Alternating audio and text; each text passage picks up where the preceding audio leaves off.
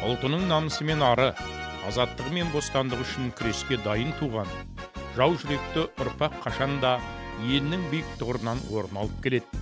1941 жылы кенеттен басталған ұлы отан соғысы жылдарында қаншама қазақстандық елін қорғап, отан үшін отқа түсті, жанын қиды. Батырлар мен боздақтар, майдангерлер есімі мәңгілік халқы жадында. Индер ауданынан майданға аттанған 3654 жауынгердің арасынан тең жартысы жанын пида етсе, еліне батыр атанып оралған майдангерлердің ішінде 3 кеңестер одағының батыры, бір даңқ ордендерінің толық кавалері бар еді.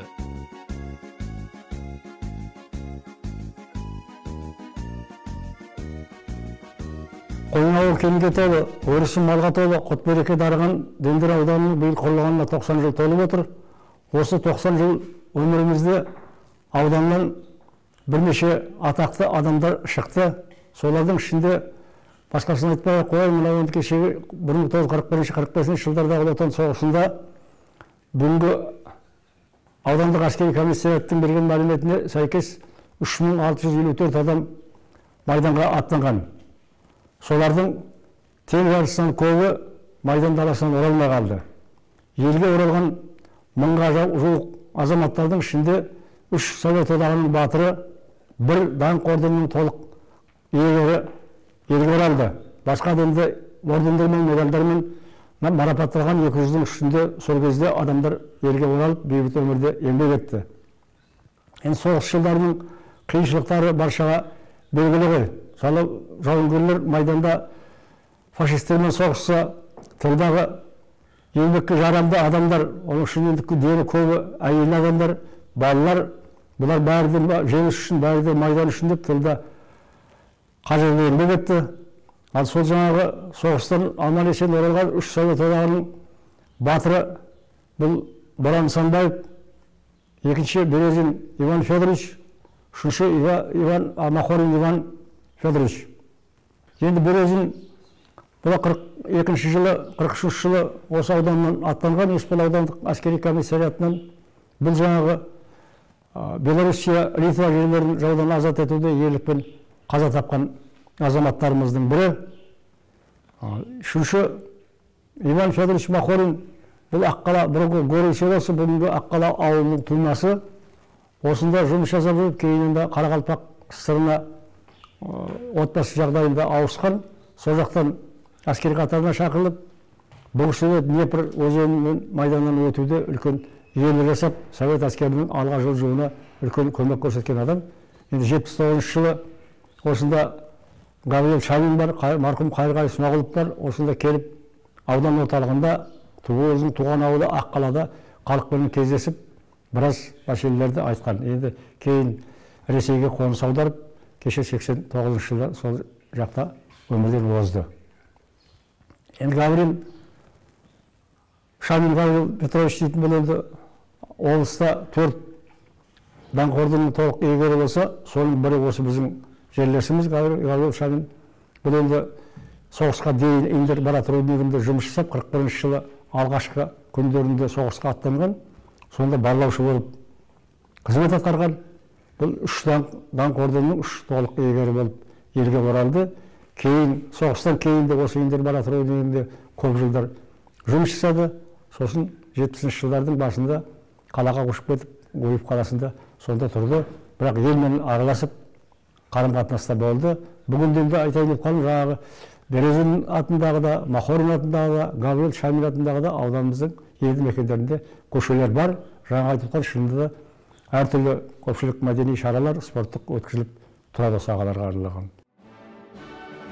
Осы ортадан кеңестер одағының батыры Боран Нысанбаевтың ерлігі хақында ой өрбітіп, қайсар тұлға рухына тағы бір мәрте тағзым етпекпіз.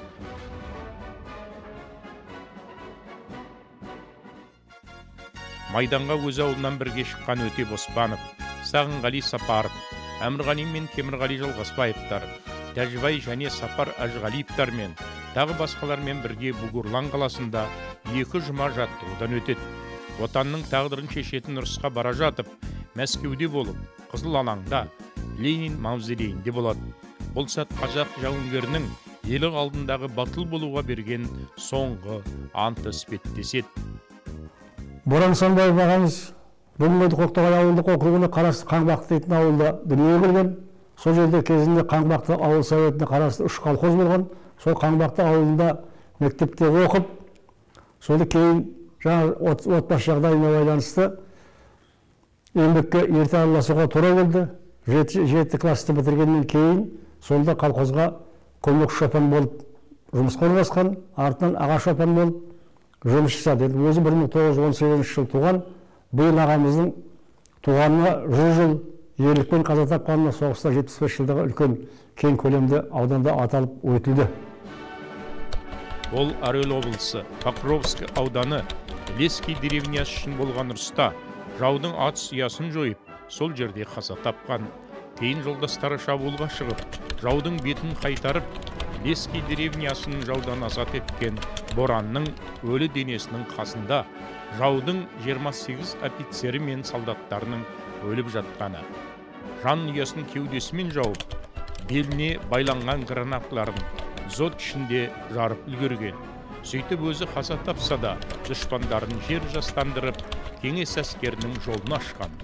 Теңдесі жоқ ерлік көрсеткен үшін КСР жоғарғы кеңесі президиумының 1943 жылғы 23 қыркүйектегі жарлығы бойынша қатардағы жауынгер Боран Санбаевқа кеңес одағының батыры атағы берілді. Енді Боран Санбаев ағам өз жөнінде айтқанда 42 жылдың 5 қаңтарында әскер қатарына шақырылған. Содан 137 атқыштар дивизиясының 771 атқыштар полкінде қызмет атқарған, минометші болған. Енді Орел облысында соғыста Курск Орел шайқасы дейміз ғой.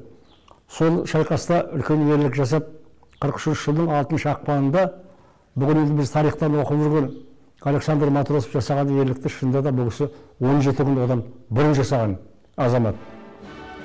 Боран ерлік жасаған Орел өлкесіне алғаш рет 1970 жылдары Гурьев облысының құрамында жалынды комсомолдар Светлана Молдашева, батырдың жиені Орынтай Шүйіншбеков, айтыскер ақын Кенжеғали Хаюпов, тағы басқалай жастар экспедициясы болып, ішшілдер делегациясы барып қайтқанды. Покровск, Леский деревняларының халқының қазақ батырына деген сүйіспеншілігі есіліп тұрды. Асқан ерлігімен бүткіл кеңес елін аузына қаратқан батырға 8 жылдық мектептің атының берілуі тіптен ғажайып құбылыс болатын. Боран батырдың ерлік көрсеткен ұрыс таласы мен туған өлкесі арасындағы аралас әлі де жалғасын тауып келе жатырғандығы көңілдерді қуантады. Орел облысы менен ендерліктердің байланысы бар. 1965 жыл жеңістің 20 жылдығы тойланатын уақытта алғашқы біздің ауданға делегация келіп, Орел облысынан соған қатынас орнады. Енді күні бүгінге дейін 9 рет делегация алмасқан екенбіз, осының 8-і біздің аудан азаматтары болып. Кеше 2015 жылы аудан әкімінің қолдауымен сонда бір топ азаматтар барып қайттық Орел облысына. Сол жаңа Покров ауданы Леский деревнясында болған жерін, қаза тапқан жерін көрдік. Шында да енді ана жерде жалпы Совет әскерінің бағылылары, ал өзіне көрсетілген шында да бір Құдайдың берген дейміз ғой, Құдайдың берген нәсібесі болар. Шында да жерде тектен тек бұра қарағанда қарапайым адам анандай ерлік жасатуға келмейтін нәрсе. Теңдесі жоқ ерлік жасалған. Енді осы азаматымызды қай-қайшында бұлардың барлығында ардақтап жүрміз. Соңғы 3-4 жылдан бері қарай осы батыры ағаларымызға жылма-жыл әрқайсысына бір ай арналып, жыл басынан бері қарай аталып өтіліп келеді. Көптеген көпшілік мәдени шаралар, спорттық шаралар өткізіліп жүр. Биыл жаңа айтып отырмын, енді ағаның туғанына 100 жыл, ерлікпен қаза тапқанына 75 жыл деп, осыған байланысты үлкен шара өтті. Бүгінде Көктоғай ауылында Батыр атында мектеп бар. Кешегі 60 жылдардың аяғы, 70 жылдардың басында ауданның комсомол жастары осыған бастама көтеріп ескерткіш тұрғыздық. Көктоғай ауылында ескерткіш бар.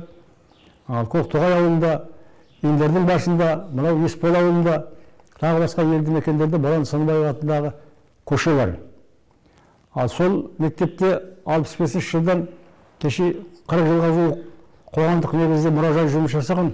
Сол мұражай мынау облыстық тарихи өлкетану музейінің қолдауыменен Қойшығұл Жылқышиевтің осы 2011 жылдан бастап әскери даңқ мұражайы болып қайта жасақталды. Ал мен бірақ жалпы енді Боран аға жөнінде айтқанда, осы кісіге арнап Батыр Боран Нысанбаев дейтін аудан азаматтары кітап шығардық, тағы да басқа жасалып жатқан шараларымыз бар. Боранның жасаған ерлігі сол жылдардан бастап әрбір қазақ баласының кеудесіне жалын, ерлік отын лаулатып, болашаққа үлкен армандарға жол салған әрбір жас ұрпақ Боранның ерлігіне еліктеп, отан сүйгіштендікке тәрбиеленді. Жас ұрпақтарды, мектеп оқушыларын Боранның үлгісінде, Боранның батырлығына тәрбиелеуде әлі де көптеген мектептерде республикамыз бойынша үлкен жұмыстар атқарылып келеді. Солар арқылы қазіргі жастарымыз болашақ тәуелсіз еліміздің болашағын қолға алар ұрпақтардың бойына Боранның рухы, патриоттық тәрбиесі үлкен қызмет жасап отыр. Ұлы Отан соғыс тарихындағы Кеңес одағының батыры Александр Матростан 17 күн бұрын жасалғандығы, Боран аға ескер ерлігі өз орнын таппай қалғандығы ең алғашқы жасаса да, оның ерлігі кеш ашылды. Бұған себеп болған Боранның фамилиясында аты жөнінде Ишенбаев болып жазылып кеткеніне байланысты көп жыл жабық қалды. Енді бұл ерлікті зерттеуде Индер ауданындағы мынау Кенжеғали Қайып деген оқытушы ағамыз, нағашымыз, сол кісі 1963 жылы Индер ауданынан, сол Зелень селосынан да қызыл ішшілер мен ерте отырып, Орел облысының Залесский деревнясына өз күшімен барып, сол деревня біздің мектептен Райляш Абуова деген апамыз барды, 52 жыл туған. Ал сол Леский деревнясына болып, Боран Нысанбаевтың ерлігі жасаған жерінде болып, ескерткішінде болып, ескерткіш ол кезде болған жоқта, кейін ескерткіш қондырды, обелискісінде болып. Содан кейін бұл фамилияның жаңа қате кеткен айтқаннан кейін 65 жылы бұл жаңа Боран Нысанбаевтың шын фамилиясымен Зелень селосындағы мектепке, орта мектепке Боран Нысанбаевтың аты берілді. 65 жылдың ноябрь айында жаңа ұлы Қазан төңкерісінің кезекті мерекелеу кезеңінде Орел облысынан үлкен делегация келді. Акулинин бастаған аудандық партия комитетінің, Покровск аудандық партия комитетінің хатшысы. Енді осы келгеннен кейін үлкен жаңа ерлік жөнінде көптеген әңгімелер, кездесулер ауыл клубында да өтті. Осының барлығы көргеннен кейін біздердің Боран ерлігін соншама совет жауынгердің шынайы бейнесін көрдік біз. Біз жауынгерлердің ерлігі арқылы бізге келген жеңістің қаншама қымбатқа түскенін түсіндік. Енді осыдан кейін біздің мектебіміздегі сол ерлікті әрі қарай насихаттауды мынау сол кезде математика пәні мұғалімі Мөнира Тұрғалиева апамыз жаңа бастады. Ол өзінің классы, енді сол кездегі қазір енді оқушыларды, ол класста оқыған оқушылар 52 жылдар, 69 жылдар мектеп бітірді. Сол 65 жылдан бастап кете кеткенше алғаш мектептің ішінде Боран бұрышын ашты.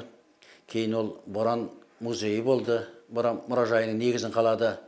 Көптеген материалдар жинақтады. Бұл материалдар жаңағы Боран Нысанбаевтың ағаларының, інісінің, апаларының естеліктері, інісі Ибат ағаның естеліктері, апаларының естеліктері, және Боранның портретін сол кезде біздің ауылымыздағы Қуаныш Сүлейменов деген ағамыз осы портреттің апаларына қарап несін келтірді.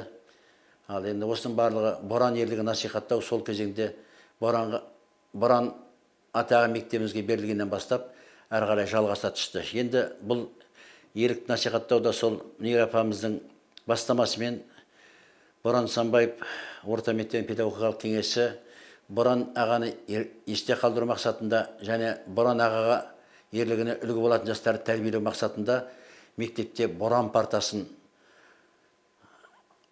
арнайы үлгілі оқушыларға арналған Боран партасын енгізді. Бұл Боран партасы әр мектепте тұрды. Мынау енді өздеріңіз сол Боран мұражайында болсаңыз да сол парта қазір бар болу керек. Күн өткен сайын рухтары жаңғырып, ұрпақтарды ұлы ерліктері таңғылып, айналды біздің лапылдап өткен әкелер, лапылдап тұрған оттарға мына мәңгілік. Ел болашағы жолында, ел амандығы жолында, отан үшін отқа түскен борандай бір қайтананар батырдың ерлігі мәңгі жасай береді. Боран батырдың алауы сөнбек емес.